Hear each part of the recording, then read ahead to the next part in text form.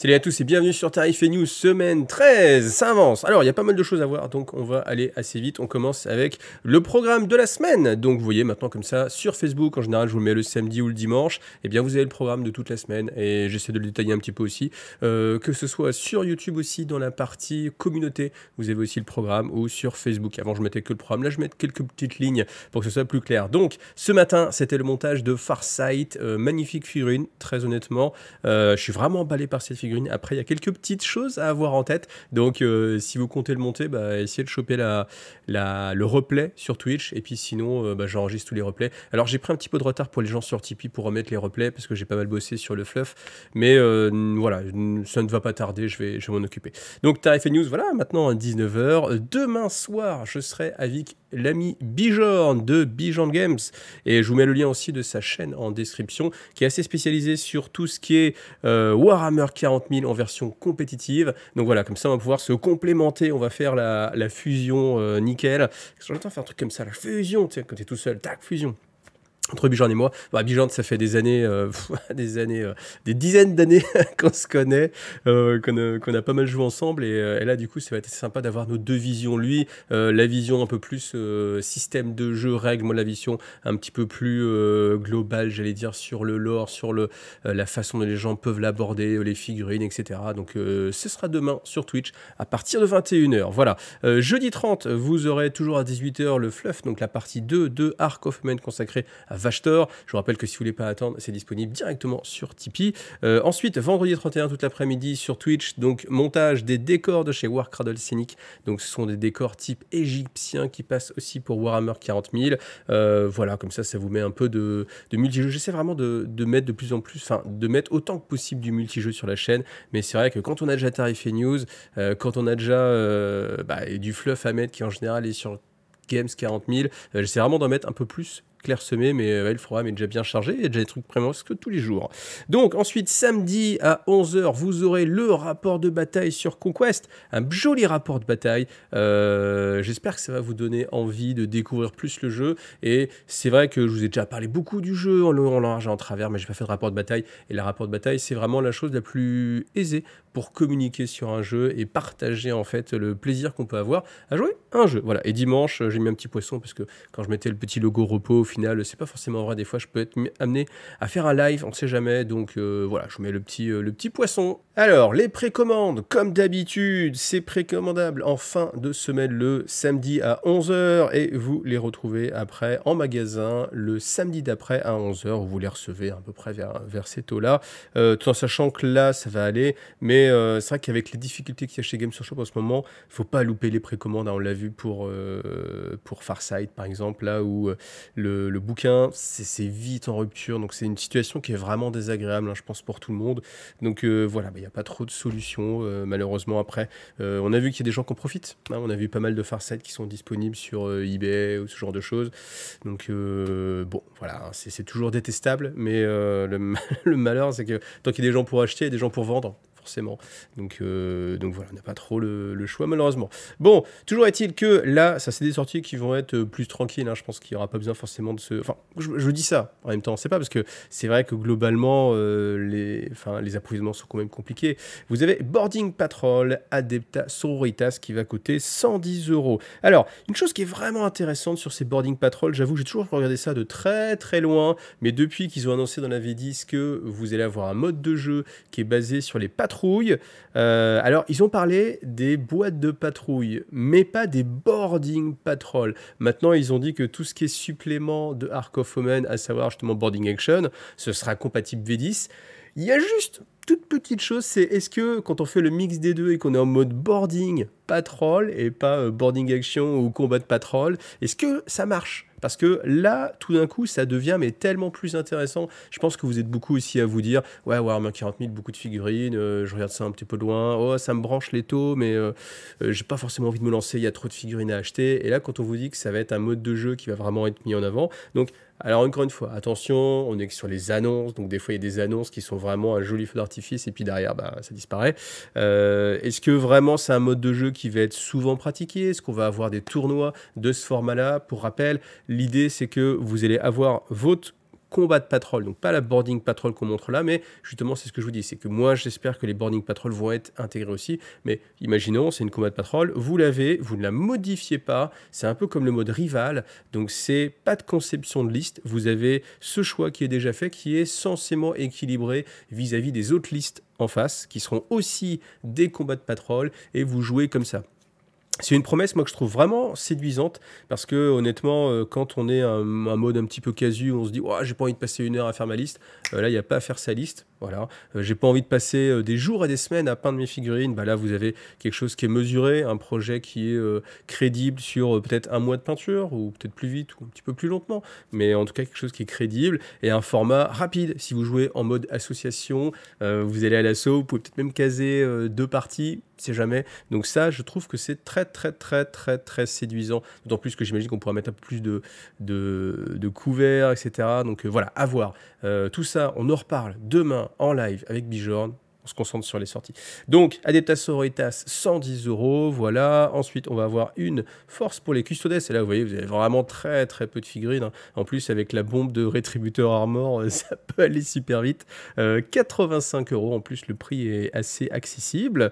Ensuite, Burning Patrol, Thousand Sun, voilà, avec quelques petits enfants du chaos, mais pas mal de Thousand Sun, évidemment, forcément. Alors, peut-être un petit peu redondant sur les figurines. Peut-être que ça aurait pu être intéressant qu'ils nous mettent aussi les Zangor. Voilà, en tout cas, le prix ici, 90 €. Voilà. Pour Necromunda, alors, on a The Vault of Temenos, qui va coûter 40 €. Ensuite, alors Landforcer Sanctioner Pattern Automata, ça va sortir chez Games, je pense. Il n'y a pas de mention de Forge World. En général, le Forge World, c'est un peu plus bas. C'est pas mélangé au-dessus, avec du Games. Mais j'ai pas les prix, donc je peux pas vous le dire. Je pense malgré tout que ce sera un kit en plastique qui sera en précommande. Mais en attendant, eh ben, je ne peux pas vous donner le prix. Ensuite, Coder Rider Walker. Donc ça, on les avait vus déjà depuis pas mal de temps. Là, le prix va être de 40 € aussi, ou 10 € la figurine. Bon, ça va, c'est quelque chose qui est quand même assez correct. Faut voir la taille de la figurine, évidemment, mais bon, ça a l'air, on voit le personnage dessus, donc c'est un prix qui me paraît assez correct. Ensuite, des cartes. Alors, les cartes de véhicules, ça va coûter 15 €, et les dés qui vont coûter 15,75 €. Eh ouais, c'est très précis. Comme quoi, ils arrivent à différencier à 75 € près, c'est-à-dire si les prix sont extrêmement précis. C'est moins cher d'habitude, certes, mais vous avez aussi beaucoup moins de dés, hein. Vous avez que 8 dés. Ensuite, la grappe d'accessoires. Voilà, je ne peux pas non plus vous donner le prix. Ce sera sur le web store de chez Forge Worlds. Ensuite, vous aurez aussi Hashwood Stranger Hoodcast Leaders. Vous avez vu cet accent incroyable. Figurine assez sympathique qui peut vraiment encore une fois, sortir de chez Games Workshop et puis se retrouver un petit peu comme ça ailleurs dans d'autres systèmes de jeux. Voilà, ça aussi, ça va être chez Forge World. Ensuite, ça, c'est des choses que j'attendais vraiment avec impatience. Donc là, voilà, on a ces décors. J'en avais parlé il y a pas mal de temps, des décors pour le Seigneur des Anneaux.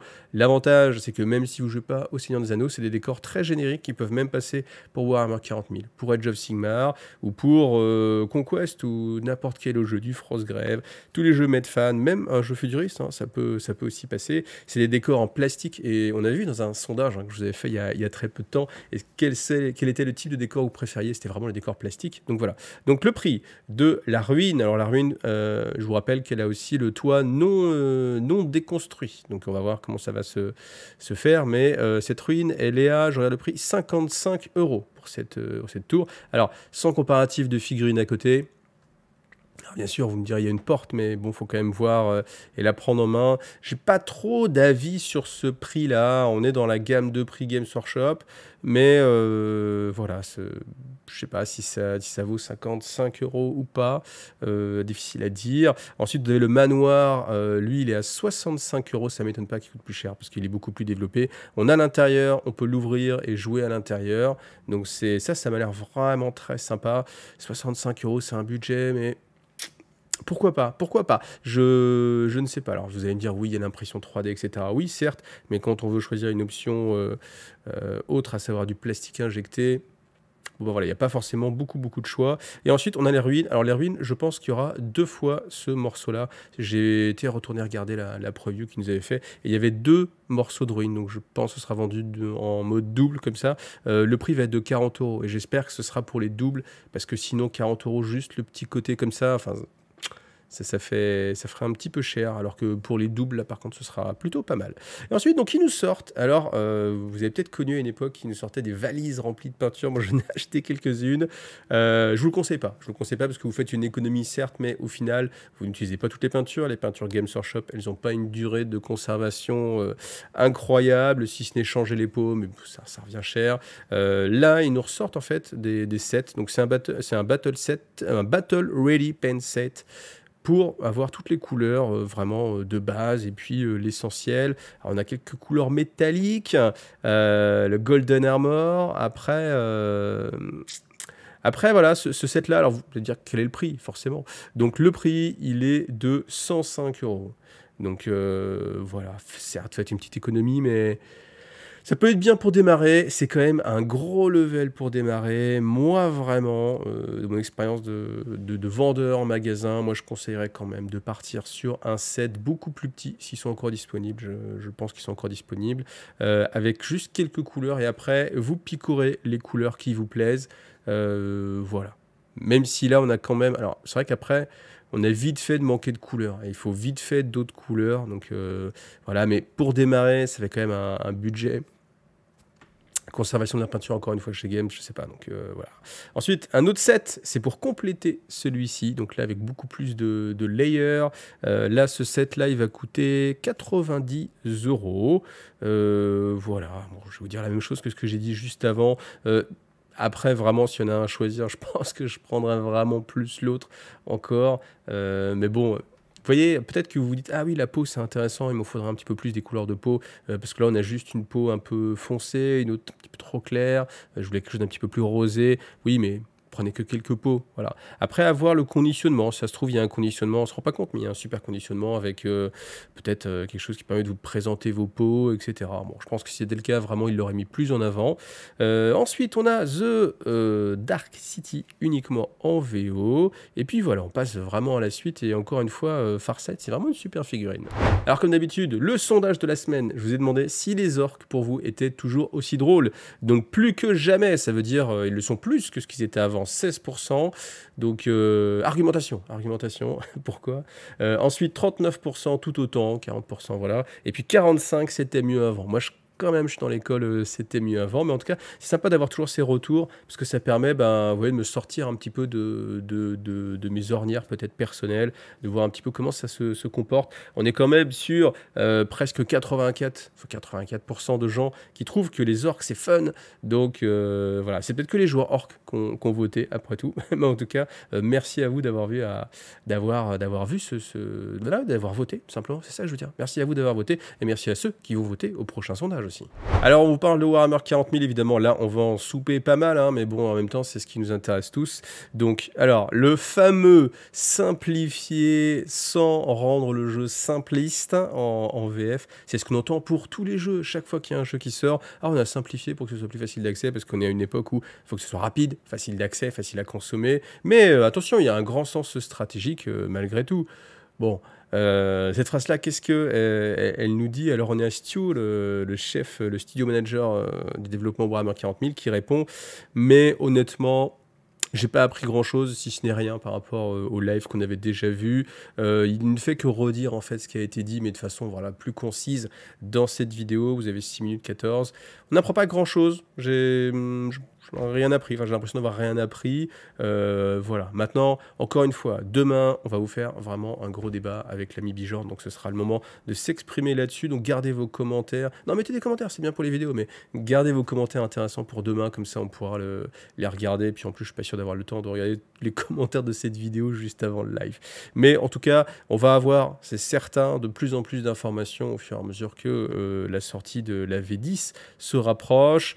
Voilà. Ça m'amène quand même au sondage de cette semaine. Est-ce que ce premier jet de Warhammer 40 000 vous excite ou pas? Alors, on va pas rentrer dans le détail en termes de règles, en termes de lore, en termes de figurines. On va vraiment, est-ce que du coup, cette annonce de la V10 et du coup on a quand même des éléments. Alors après c'est à vous de choisir. Si les éléments pour vous croustillants c'est le système de jeu, ben voilà, vous avez quelques petits éléments. Si par contre pour vous le système de jeu c'est moins important et c'est les figurines, on a quand même vu des nouvelles figurines, même si on a vu que les thermiers, les goats, mais on voit dans les images, je vous en montrerai beaucoup demain, vous voyez en détail un petit peu les choses, on peut imaginer quelle tête ça va avoir. Dites-moi si vous êtes froid ou alors plutôt intéressé ou pas intéressé. Je vous rappelle que le nombre de caractères est toujours limité dans les sondages, donc je fais au mieux. À vous d'interpréter un petit peu ce sondage, mais ça donnera une piste qu'on regardera peut-être même demain aussi en live.